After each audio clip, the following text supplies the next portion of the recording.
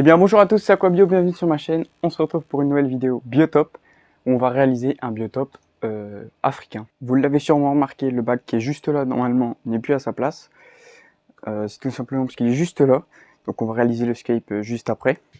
On se retrouve donc devant le bac. Donc je me suis installé par terre parce que j'ai tout simplement pas d'endroit actuellement pour faire le bac. Et surtout je ne peux pas le faire derrière moi. Parce que pour mettre les pierres dedans, ça va être compliqué, ça passera pas. Et donc on va installer les pierres tout de suite, parce que les poissons qui seront dedans seront des poissons qui vont remuer le sable et tout. Donc pour pas que les pierres leur tombent dessus, on mettra le sable seulement après avoir posé les pierres. On mettra les pierres en premier, et une fois qu'on aura mis les pierres, on remettra l'aquarium directement à sa place. Parce que le sable, je pourrais y aller le mettre partout, ce sera beaucoup moins difficile d'y installer le sable que les pierres. Pour ce qui est des pierres, j'ai tout simplement choisi des pierres, j'ai été plutôt dans la nature récupérer des pierres. J'ai demandé sur un groupe Facebook comment je pouvais faire justement pour aller en chercher.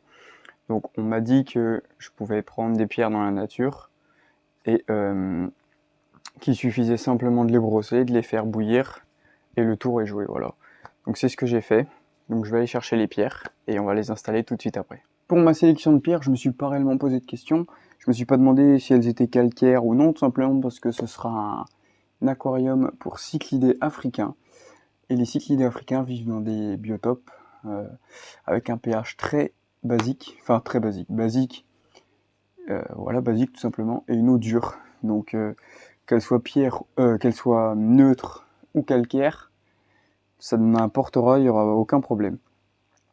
Donc on va faire le scape, j'ai déjà une petite idée en tête, je l'avais déjà réalisé auparavant, 2-3 petits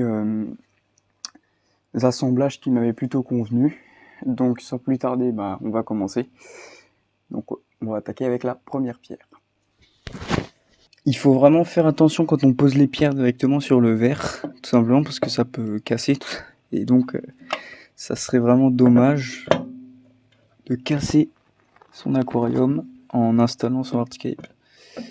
Donc je suis donc délicat pour éviter un maximum les chocs qui pourraient éventuellement casser l'aquarium. Vous verrez que je vais pas non plus mettre trop de pierres parce que cet aquarium, les habitants tout simplement de cet aquarium vivent avant tout dans des choses particulières que j'installerai tout simplement après dans l'aquarium. On verra ça plus tard dans la vidéo. Je pense que je vais rester sur cette conception. Je vais donc mettre le bac en place en essayant de pas le casser et de pas l'abîmer, ce qui va être compliqué. Enfin, compliqué non, mais ça va être une étape délicate, voilà. Pour ce qui est du sable, j'ai choisi du sable de filtration pour piscine. Donc, j'ai pris une faible granulométrie et j'ai aussi fait attention à ce que le sable ne soit pas il est rugueux, tout simplement. Pour pas qu'il puisse blesser les poissons de l'aquarium. Donc, je vais à l'aide de ce petit bol mettre le sable. Donc moi j'ai pris un sac de 20 kg, je sais pas si j'utiliserai tout. Je sais pas si j'en aurai assez non plus.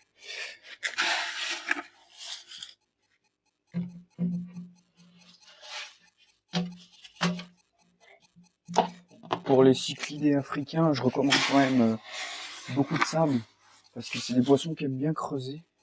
Ou en tout cas, pour ce biotope Tanganyika, les poissons que je vais mettre, c'est des poissons il leur faut une bonne couche de sable, parce qu'ils aiment bien jouer avec, on va dire.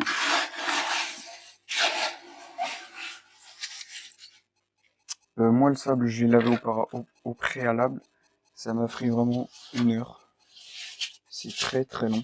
Ça, des coquilles d'escargot qui proviennent de la boutique Aquabiotop, la boutique de Gabaqua, qui a donc une chaîne YouTube, je vous mettrai le lien dans la description. Voilà, donc ces coquilles, je vous les avais unboxées il y a quelques temps, et on va tout simplement maintenant les utiliser pour cet aquarium. Donc, maintenant, vous savez, c'est un aquarium Tanganyika, où je vais mettre des coquilles d'escargot. Donc, je pense que vous avez deviné, ce sera pour des poissons conchilicoles. C'est des poissons qui vivent dans le milieu que je vais reproduire. Alors par contre, il faut remplir d'eau les coquilles avant de les mettre, parce que sinon elles vont remonter à la surface. Donc il va falloir faire ça à chacune des coquilles. Et donc voilà. Donc l'espèce ce sera donc des Neoloprologus. Le genre je sais pas encore lequel.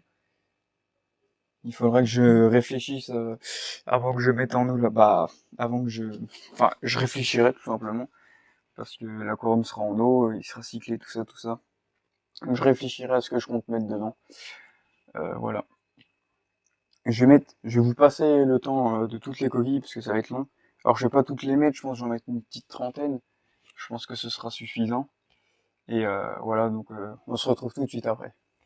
J'ai donc mis en place toutes les coquilles et tout. J'ai remis un petit peu de sable par-dessus pour rendre un aspect vraiment naturel. J'ai également mis l'éclairage. Je vais ensuite mettre en place le filtre. Et on va le mettre en eau complètement, puis voilà. Pour la partie filtration, j'ai un premier panier avec des nouilles en céramique et de la mousse. Voilà. Le second panier, c'est de la biocérame, c'est ce que j'ai eu sur le site de Sky and Shrimp. Voilà, donc c'est une super bonne matière biologique, de support bactérien biologique. Hop. En troisième, je vais mettre de la pouzzolane, voilà, de petit calibre, neutre. Et enfin, en dernier, je vais mettre des bioballs, voilà. Alors par contre, je vais remettre ça tout de suite dessus parce que sinon ça flotte et ça remonte et ça gêne quand je vais mettre le filtre.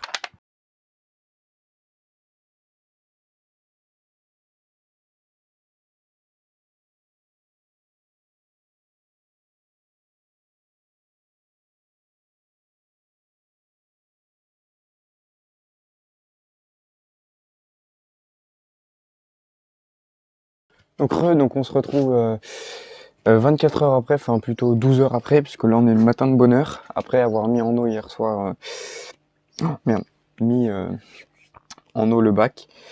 Donc j'ai rempli en haut du niveau.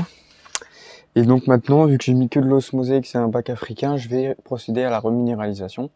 Donc pour la reminéralisation, c'est simple, je vais utiliser l'aquadur de chez JBL, que j'avais également fait une vidéo où je l'avais unboxé sur la chaîne.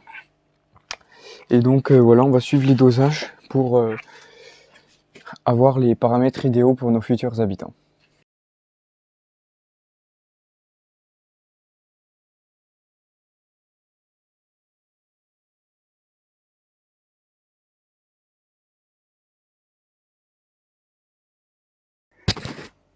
J'ai donc reminéralisé mon eau, donc pour l'instant elle est encore un peu trouble, c'est le temps que le sel se dissout bien dans l'ensemble du bac. Alors je vous ai pas montré, mais avant de le mettre, j'ai pas mis le sel tout simplement versé dedans, j'ai d'abord mis de l'eau dans un seau, mis le sel bien mélangé pour que les plus gros morceaux soient un maximum dissous.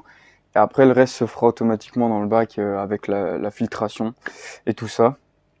Sur ce, c'est la fin de cette vidéo, j'espère qu'elle vous a plu. Si c'est le cas, n'hésitez pas à vous abonner, à liker, à partager, tout ça, tout ça. On se retrouvera bientôt pour l'ajout des poissons. Voilà. Sur ce, je vous laisse là et je vous dis à la semaine prochaine. Allez, salut!